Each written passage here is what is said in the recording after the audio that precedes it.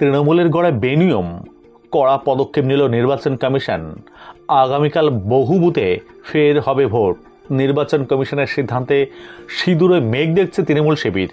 বিস্তারিত দেখুন। দ্বিতীয় দফা নির্বাচনে ইভিএম কারচুপির অভিযোগ উঠেছে। বেশ কয়েকটি বুথে রিপোলের দাবি তুলেছে বিভিন্ন রাজনৈতিক দল। তাতে সায় দিল নির্বাচন কমিশনও।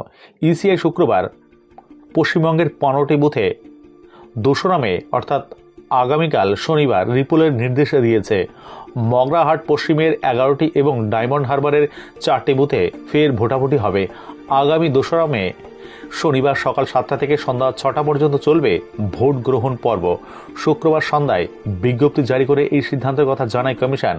ইভিএমের টেপ বিতর্কে ফলতার 30টি বুথে পুনর্নির্বাচনের প্রস্তাব দেয় পর্যবেক্ষক সুব্রত গুপ্ত। তবে ফলতায় পুনর্নির্বাচনের প্রসঙ্গে কমিশনের তরফে কিছু জানানো হয়নি। প্রসঙ্গত, ফলতার প্রত্যেক বুথে যাতে রিপোল হয় তার জন্য আবেদন করেছিল বিজেপি। রিপোলের ক্ষেত্রে যাতে সমস্ত রিপোর্ট ঠিক থাকে সেই বিষয়ে গতকালই জ্ঞানেশ কুমারের সঙ্গে কথা হয় বিশেষ পর্যবেক্ষক সুব্রত গুপ্তর। রাত পর্যন্ত স্ক্রুটিনি করেন তিনি। সেই রিপোর্ট ইতিমধ্যে কমিশনকে পাঠিয়েছেন।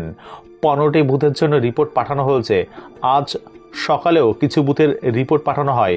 তার উপর নির্ভর করবে পুনর্নির্বাচনের হচ্ছে কিনা। পুনর্নির্বাচন কোথায় কোথায়? নির্বাচন কমিশনের সিদ্ধান্ত অনুযায়ী 29শে এপ্রিল ভোটে অনিয়মের অভিযোগে দক্ষিণ 24 পরগনা জেলায় 2টি বিধানসভা কেন্দ্রের কয়েকটি বুথে পুনর্নির্বাচন হবে।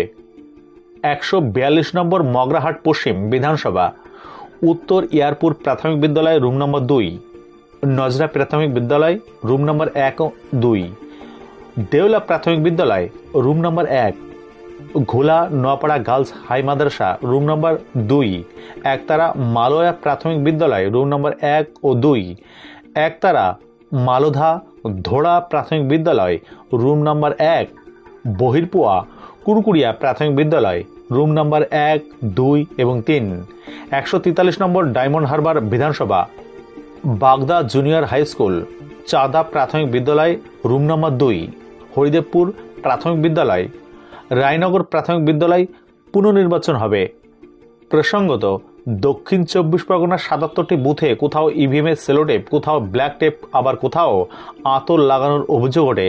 তার মধ্যে ফলতার 32, ডায়মন্ড হারবারের 29, মগরাহাটের 13 ও বজবজের 3টি আসনে ইভিএম বিকৃতির অভিযোগ ওঠে।